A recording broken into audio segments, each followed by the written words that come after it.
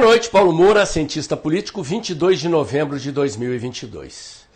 E o PL, partido do presidente Bolsonaro, protocolou finalmente no TSE a sua denúncia sobre as vulnerabilidades nas urnas eletrônicas. Não foi uma batata quente, mas um caminhão de batatas quentes jogados no colo do doutor Alexandre de Moraes e dos ilustres magistrados que comandam a Justiça Eleitoral brasileira. No vídeo de hoje eu vou comentar o fato e os seus possíveis desdobramentos. Mas antes eu quero agradecer a você que doa mensalmente pela conta bancária, pelo Pix do canal. É a sua doação mensal que garante a existência desse canal há mais de 2 anos, entregando informação e análise independente, comprometida com ideias liberais, valores conservadores e com um Brasil livre, próspero, em ordem e progresso. O canal tinha tido uma queda de receita nos últimos dias aí depois da eleição. No final de semana eu tive 2 vídeos sobre esse assunto aqui, espero que esse não seja desmonetizados pelo YouTube. Se você puder pingar o seu Pix aí, ajudar a equilibrar a receita do canal, eu agradeço. Agradeço também a você que tem compartilhado os meus vídeos, chamados amigos para seguir o canal. Ultrapassamos disparado já 97 mil seguidores, estamos a passos acelerados em direção aos 100 mil com a ajuda de você. Peço que siga no esforço, chamando amigos e familiares para seguir o canal. Bom, gente, em primeiro lugar eu queria parabenizar o PL, o partido do presidente Bolsonaro, pela forma como está conduzindo essa questão. A coletiva do PL foi impecável. O documento é um documento técnico e a coletiva foi uma coletiva técnica, ponderada, desprovida de comentários políticos. Falaram o responsável pela auditoria e o advogado do partido. Além daquilo que já se sabia, a divulgação do problema com as urnas fabricadas antes de 2020, o PL agregou uma outra informação, que é a questão da violação do sigilo do voto em inúmeros casos, em hipótese em que a urna é desligada para ser reinicializada quando ela trava. Os nomes dos eleitores que votaram são revelados nos relatórios. Se fosse um só já seria um problema, porque isto torna o sistema inconstitucional. O sigilo do voto é uma segurança constitucional, uma proteção do eleitor contra a perseguição dos governantes. É assim desde o início do surgimento do sufrágio universal direto secreto. Se fosse apenas por isso, o sistema já não se justificaria. Bom, Alexandre de Moraes, ilustríssimo magistrado que comanda o Tribunal Superior Eleitoral, já tinha a resposta pronta. Aparentemente se preparou em função do vazamento parcial do relatório do PL na semana que passou e trucou, ou seja, deu 24 horas para o PL acrescentar ao relatório os dados sobre a auditoria do primeiro turno, alegando que as urnas são as mesmas utilizadas no turno anterior. Aparentemente o doutor Alexandre de Moraes quis jogar contra o PL todos aqueles que se elegeram no primeiro turno com as mesmas urnas, tentando criar uma pressão política para ver se o PL desiste. Acontece que há uma quantidade muito maior de candidatos que não se elegeram e que têm interesse numa eleição limpa, transparente e, eventualmente, na realização de um novo pleito com urnas confiáveis. Consequentemente, não vejo problema no PL acrescentar ao relatório, ao documento entregue ao TSE, os dados aferidos no primeiro turno, porque a empresa contratada, na verdade é um instituto, uma organização sem fins lucrativos, especializada nesse levantamento, né, composta por engenheiros do ITA, por matemáticos, especialistas em sistemas, e estava contratada pelo PL desde o primeiro turno.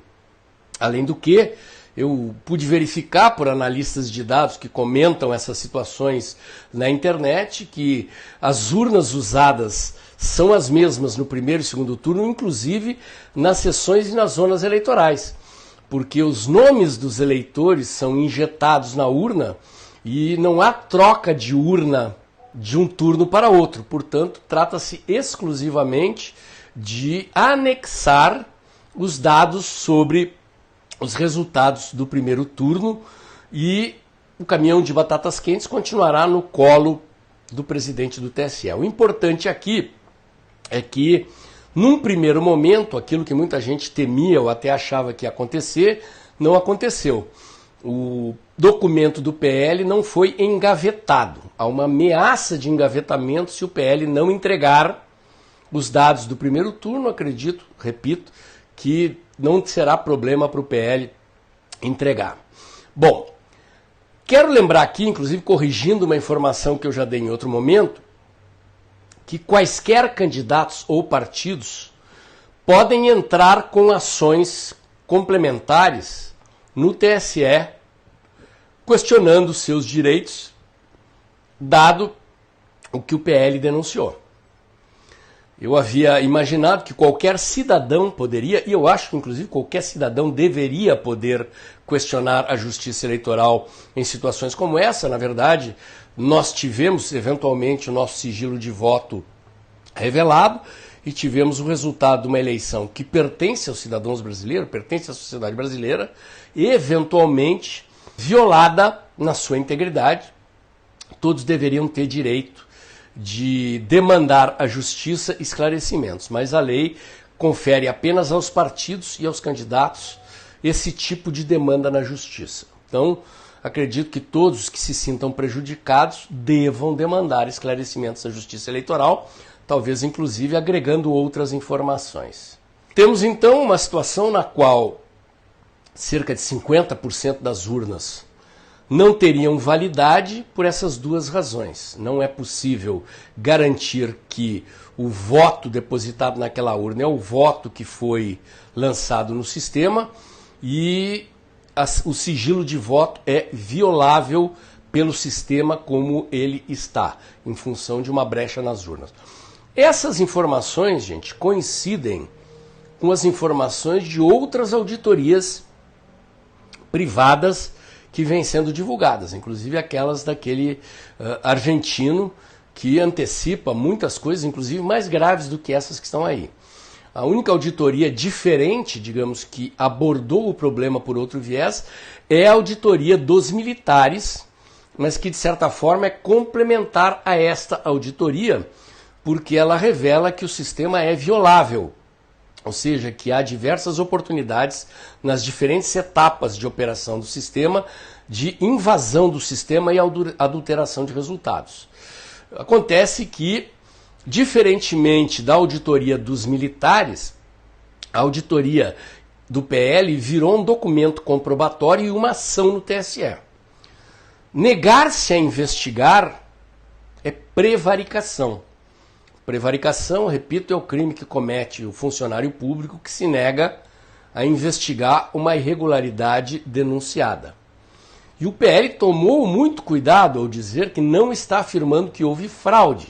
Ele fala em falhas do sistema. No entanto, abriu-se uma janela de oportunidade para que uma auditoria mais completa do sistema seja feita e sejam verificadas todas as outras denúncias feitas, inclusive a dos técnicos das Forças Armadas. Diante disso, o PL pediu a anulação dos resultados exclusivamente destas urnas, não a anulação de todo o pleito. O que implicaria na necessidade de, no caso da eleição presidencial, por exemplo, dar a vitória ao presidente Bolsonaro. Porque o presidente Bolsonaro venceu nas urnas auditáveis e Lula nas urnas não auditáveis, o que por si só já amplia a suspeita de que os problemas não são apenas esses apontados pelo PL. Acredito, inclusive, que o PL sabe disso e que é uma estratégia ingressar com a petição da maneira como ingressou para permitir desdobramentos e investigações futuras, porque da maneira como o documento foi apresentado, ele é de muito difícil contestação e ele praticamente obriga o Tribunal Superior Eleitoral a tomar uma atitude. Esta atitude pode ser, então, já que Alexandre de Moraes mandou pedir a auditoria das urnas do primeiro turno, anular os votos de todas as urnas anteriores a 2020 e refazer a eleição apenas nas sessões eleitorais em que o problema foi constatado. Ou seja, aproximadamente em 50% das urnas no país inteiro. Ou, outra possibilidade é anular completamente a eleição. Primeiro e segundo turno completamente e refazer. Acontece que não há urnas auditáveis para disponibilizar na quantidade adequada em todo o país e há uma série de problemas decorrentes da aplicabilidade disso. Teria que se marcar a eleição parcial ou total num intervalo de tempo que permitisse os partidos, os candidatos organizarem a eleição. Como é que fica o financiamento dessa eleição? O orçamento para a eleição teria que se abrir uma verba extraordinária no orçamento para financiar essa eleição, que teria um prazo de 90, 120, 180 dias para acontecer. E o fundo eleitoral? Né? E o financiamento das candidaturas? Como é que ficaria? Quer dizer, por isso que eu disse que o PL jogou um caminhão de batatas quentes na mão da Justiça Eleitoral, porque os problemas decorrentes do fato de que o TSE acatou a demanda do PL e mandou pedir a auditoria do primeiro turno, geram uma complexidade de possíveis saídas, de possíveis soluções, que são soluções que têm que ser pensadas do ponto de vista jurídico, do ponto de vista administrativo, ou seja, da gestão de um novo processo eleitoral, e do problema político que isso gera, de interesses contrariados, de eleitos, de não eleitos e assim por diante. Será necessário pactuar uma solução. O fato é, gente, que conclusões políticas são derivadas dessa situação. A primeira delas é que a imprensa brasileira, o STF, o TSE e todos aqueles que criticavam o presidente Bolsonaro e os patriotas que sempre desconfiaram das vulnerabilidades desse sistema tinham razão o tempo todo. Mesmo que não se constate fraude, que fique comprovada apenas estas vulnerabilidades que o PL apontou e que o Exército apontou, a justiça eleitoral brasileira está sendo desmoralizada por aqueles que a comandam, por aqueles que a gerem e que são aqueles que sempre vieram a público defender a ideia de que o nosso sistema eleitoral eletrônico era inexpugnável, tecnicamente perfeito. E o que se está percebendo é que não ele apenas é vulnerável à invasão, à adulteração de resultados, como parece haver ali uma geringonça, uma bricolagem de sistemas, de remendos de sistemas, que torna extremamente questionável a viabilidade da continuidade do uso desse sistema. E aqui eu entro na questão da possibilidade de uma nova eleição. Quer dizer, havendo uma nova eleição, seja ela parcial, nas sessões em que houve urnas com problemas, ou total, não há tempo hábil para que esta eleição seja feita com esse sistema. Ter-se-ia que adotar o antigo sistema de urna de lonas e voto de papel, a menos que no intervalo de 90 dias consigam fabricar e colocar em uso uma quantidade de urnas suficientes para abastecer as sessões eleitorais de todo o país, onde haverá nova eleição. Se total ou parcial, a decisão terá que ser tomada pela Justiça Eleitoral, creio eu, em acordo com os partidos políticos, num prazo curto. Vai ocorrer também algo a que eu me já referi aí, que é o seguinte: deve ocorrer também, havendo nova eleição, um problema decorrente, que é o fato de que o mandato do presidente Bolsonaro se encerra agora, no início de janeiro. Quem governará o país no interregno entre o fim do mandato do presidente Bolsonaro e a nova eleição. O presidente do Congresso, o presidente da Câmara, uma junta civil provisória, problemas sérios pela frente. Digamos que a eleição nova aconteça depois da posse do novo Congresso. Encerra-se, portanto, o mandato do presidente da Câmara, do presidente do Senado, como comandantes da casa. Ambos seguem lá, porque Pacheco não se submeteu à reeleição, ainda tem mais 4 anos de mandato, e Lira se reelegeu. Então, Lira, para seguir presidente provisório da República, caso seja ele o presidente provisório, teria que primeiro ser reeleito pela Câmara dos Deputados ou, terminado o mandato atual de Lira, assumiria a presidência provisória do país até a nova eleição, o substituto de Lira na presidência da Câmara. Idem para Pacheco. Se Pacheco for o escolhido para presidir o país provisoriamente nesse interregno, ele terá que se submeter a uma nova eleição à presidência do Senado, podendo se eleger ou não. Então, gente, caminhão de batata quente talvez seja uma expressão de pouca dimensão para expressar, caracterizar, analisar toda a complexidade da situação que se cria daqui para frente. Uma certeza é inestimável, uma certeza brota desse processo de maneira inquestionável. Aliás, 2.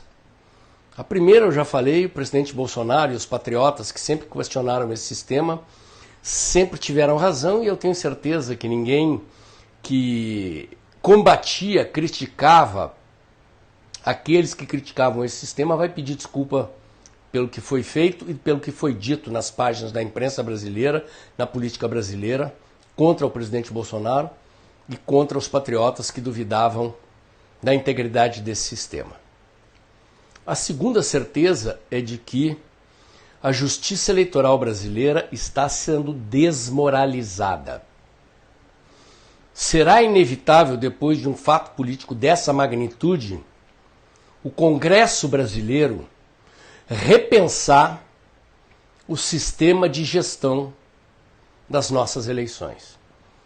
O Brasil é o único país que possui um Tribunal Superior Eleitoral e uma divisão específica da justiça, caríssima por sinal, orçamento de 10 bilhões de reais, para apresentar um vexame desse tamanho.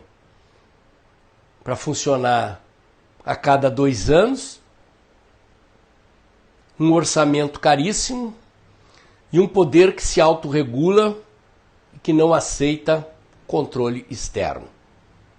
Devemos pensar seriamente em extinguir esta justiça eleitoral aí, substituí-la por outro sistema no qual o povo brasileiro possa confiar e que não comprometa a imagem do Brasil e da democracia brasileira perante o mundo. É uma vergonha o que nós estamos passando e é uma vergonha o que nós vamos passar nas próximas semanas e meses até que esse pepino seja desenosado. Meu comentário de hoje era esse. Se você gostou, curte, comenta e compartilha. Bota o dedãozinho lá. Aperta o sininho para o YouTube avisar você quando tem vídeo novo no canal. Inscreva-se aqui no meu canal. Inscreva-se também nos meus canais alternativos. O Dextra by Paulo Moura do Telegram. O Dextra Jornalismo da COS.tv. Acompanhe meus comentários diários no canal Tempo e Dinheiro do jornalista João Batista Olive, de segunda a sexta-feira, um pouco antes das 2 da tarde. E lembre-se que o vídeo está acabando logo depois da vinheta. Ajuda a estabilizar a receita do canal, que teve uma queda, vídeos desmonetizados. Pinga seu Pix mensal aí, qualquer valor é bem-vindo. E lembre-se, já estamos a caminho dos 98 mil seguidores. Logo, logo chegarei em 100 mil seguidores, graças a você que compartilha meus vídeos e chama os amigos e familiares para vir seguir o canal. Conto com você, contem comigo, amanhã tem mais.